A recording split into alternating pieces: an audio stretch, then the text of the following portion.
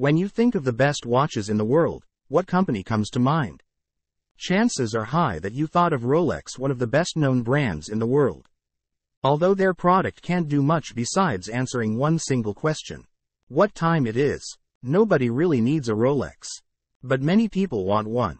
A Rolex is the typical status symbol with incredible appeal for millions of people looking to spend their money. And that's largely thanks to sports.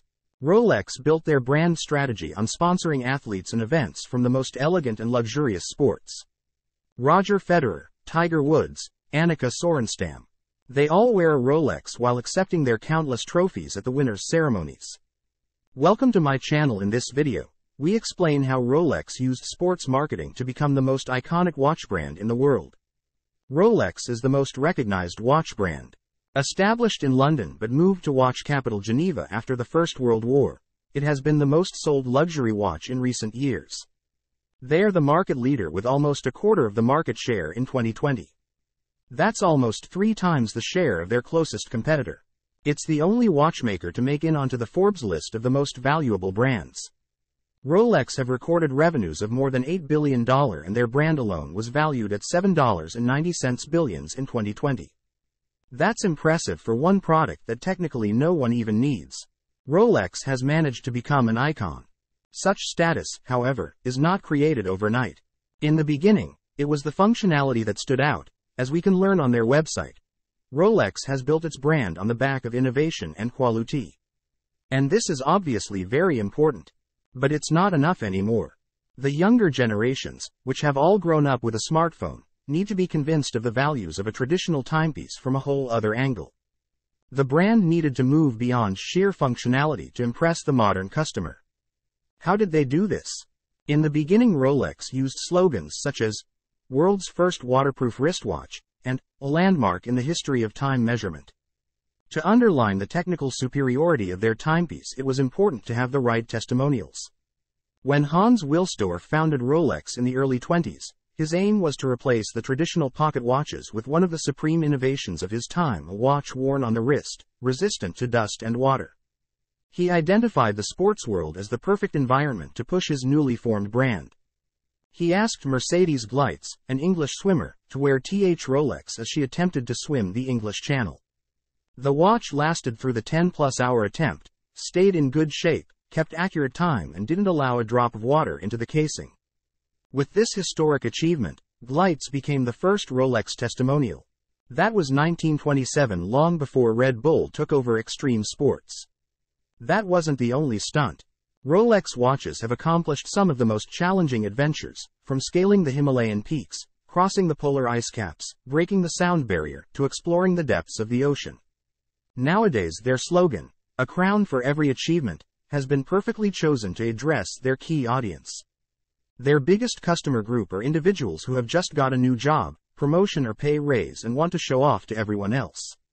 Their second biggest marlets are parents or grandparents buying a timepiece for their children who recently graduated or are having an important birthday.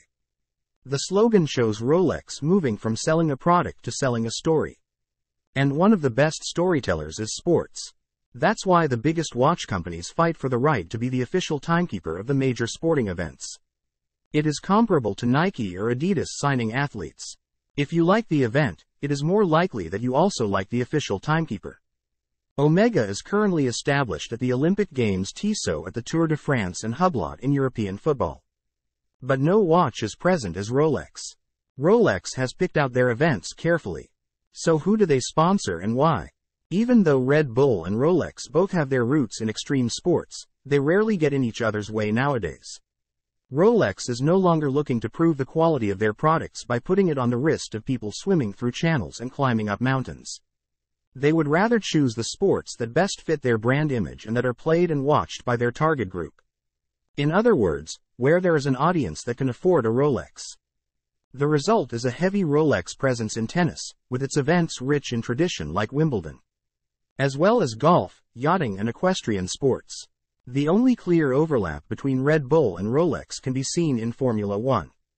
But the two brands play different roles. One wanted to create the youngest world champion with its energy drink. Rolex wants to show that they have such a status that they can be seen almost all over the track, and even name the tracks after them. Football is not a focused sport for Rolex. It's sport for the masses with a huge audience and therefore the obvious choice for many companies investing in sports marketing. But Rolex is not a product for the masses, so it makes sense that they stay out of it most of the time. It turns out that Rolex doesn't even have to sponsor some sports to get exposure. World boxing champion Lawrence Okolie said that's a Rolex was his motivation to get the title. His promoter had promised him, if Lawrence were to win the title someday, he would buy him a gold Rolex Sky Dweller. In an interview, he said, "Every single moment in that ring, that's all I was thinking." He spoke like the best testimonial Rolex could ever wish for. And they didn't even pay for it. Boxing is not the sport Rolex is eager to be associated with anyway. Better sponsor the Oscars. There is at least one big advantage that Rolex possesses when it comes to building their brand. Rolex is owned by the Hans Wilsdorf Foundation and has no shareholders.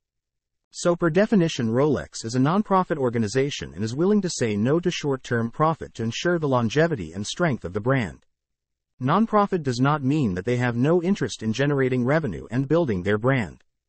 But, each year after everyone gets paid and all marketing deals made, they donate the rest of their profit to charity, which on closer inspection could be seen as marketing as well. If there were no wristwatches today that do nothing except showing the time, they would probably never be invented in today's world. But because watch companies developed their brands in the way they did, they're still big business today. Rolex has perfected storytelling. In the beginning with slogans that link the quality of Rolex watches to extraordinary achievements and world records. When it became difficult to stand out against other watch brands with quality, Rolex changed strategies. It was no longer about producing watches with outstanding quality, but establishing Rolex as a reward for outstanding achievements. That's why it will remain important for Rolex to sign the best athletes and to be present at the most prestigious sports events. With Roger Federer, Rolex has one of the best testimonials they could wish for. No scandals, extraordinary performance, and for each of his Grand Slam victories, he has put on a new Rolex before receiving the trophy. Every time I put on my Rolex, it reminds me of those great moments. It also reminds me that if you do not work hard, somebody else will and they eventually will pass you. In a world where everyone can read the time on their phone, with testimonials like Federer, Rolex still manages to regularly swoon customers to spend several thousand on a mass-produced watch and not having to deal with any buyer's remorse.